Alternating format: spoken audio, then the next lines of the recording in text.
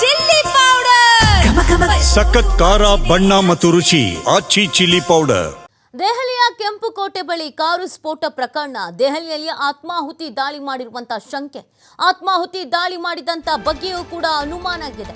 i20 ಕಾರಿನ driving ಮಾಡ್ತಾ ಇದ್ದಂತ ಶಂಕಿತ ಉಮರ್ ಕಾನೂನು ಬಾಹಿರ ಚಟುವಟಿಕೆ ಕಾಯ್ದೆಯಡಿ ಕೇಸ್ ದಾಖಲಿಸಿಕೊಂಡಿದ್ದಾರೆ. UFBA ಕಾಯ್ದೆ 16 ಮತ್ತು 18 ಅಡಿಯಲ್ಲಿ ಪ್ರಕರಣ ದಾಖಲಾಗಿದೆ.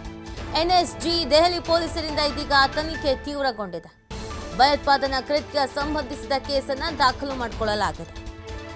ಈ ಪ್ರಕರಣ ನಡೀತಾ ಇದ್ದ ಹಾಗೇನೆ ಒಂದು ದೊಡ್ಡ ಅನುಮಾನ ಇತ್ತು, ಇದು ಆತ್ಮಾಹುತಿ ದಾಳಿ ಇರಬಹುದು ಅಂತ. ಆದರೆ ಕಾರ್ ಬ್ಲಾಸ್ಟ್ ಆದಂಥ ಹಿನ್ನೆಲೆಯಲ್ಲಿ ಆಕಸ್ಮಿಕವೂ ಇರಬಹುದು ಅಂತ ಭಾವಿಸಲಾಗಿತ್ತು. ಆದರೆ ಇದೀಗ ಸಿಗ್ತಾ ಇರುವಂತಹ ಮಾಹಿತಿ ಪ್ರಕಾರ ಒಂದಷ್ಟು ಅನುಮಾನಗಳು ಬಲವಾಗ್ತಾ ಇದೆ. ತನಿಖಾ ಸಂಸ್ಥೆಗಳು ಪ್ರಾಥಮಿಕ ಹಂತದಲ್ಲೇ ಈ ಒಂದು ಅನುಮಾನವನ್ನು ವ್ಯಕ್ತಪಡಿಸಿದ್ರು. ಇದು ಖಂಡಿತವಾಗಿಯೂ ಉಗ್ರರ ಕೈವಾಡ ಅನ್ನುವಂಥದ್ದು. ಸೊ ಇದೀಗ i20 ಕಾರಿನ ಮಾಲೀಕ, i20 ಕಾರಿನ ಚಾಲಕ ಅಂದರೆ ಚಾಲನೆ ಮಾಡ್ತಾ ಇದ್ದವರು, ಇವ್ರನ್ನೆಲ್ಲ ನೋಡಿದಾಗ, ಗಮನಿಸಿದಾಗ, ವಿಚಾರಿಸಿದಾಗ ಈ ಅನುಮಾನ ಬಲವಾಗ್ತಾ ಇದೆ. ನೋಡಿ, ಈ ಪ್ರಕರಣದಲ್ಲಿ ಈ ಶಂಕಿತ ಅಂತ ಏನಿದ್ದಾನೋ ಉಮರ್, ಈತ ಕಾರ್ ಡ್ರೈವಿಂಗ್ ಮಾಡ್ತಾ ಇದ್ದಿದ್ದು ಮತ್ತು 3 ತಾಸುಗಳ ಕಾಲ ಸ್ಥಳದಲ್ಲಿ ನಿಂತಿದ್ದು, ಇದೆಲ್ಲವೂ ಹಲವು ಅನುಮಾನಗಳಿಗೆ ಕಾರಣವಾಗ್ತಾ ಇದೆ. ಹಾಗಾಗಿಯೇ UFBA ಕಾಯ್ದೆ 16 ಮತ್ತು 18 ಅಡಿಯಲ್ಲಿ ಪ್ರಕರಣವನ್ನು ದಾಖಲಿಸಿಕೊಂಡಿದ್ದಾರೆ. ತನಿಖೆಯನ್ನು ಚುರುಕುಪಡಿಸಲಾಗಿದೆ.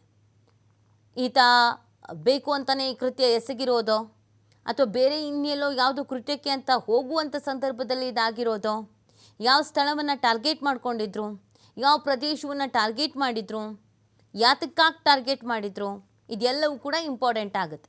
ತನಿಖಾ ಸಂದರ್ಭದಲ್ಲಿ ಇದೆಲ್ಲವೂ ಕೂಡ ಹೊರಗೆ ಬರುತ್ತೆ. ಸದ್ಯಕ್ಕೆ ಸಿಗ್ತಾ ಇರುವಂಥ ಮಾಹಿತಿ, ಈತ ಶಂಕಿತ ಅನ್ನೋದು ಗೊತ್ತಾಗ್ತಾ ಇದೆ.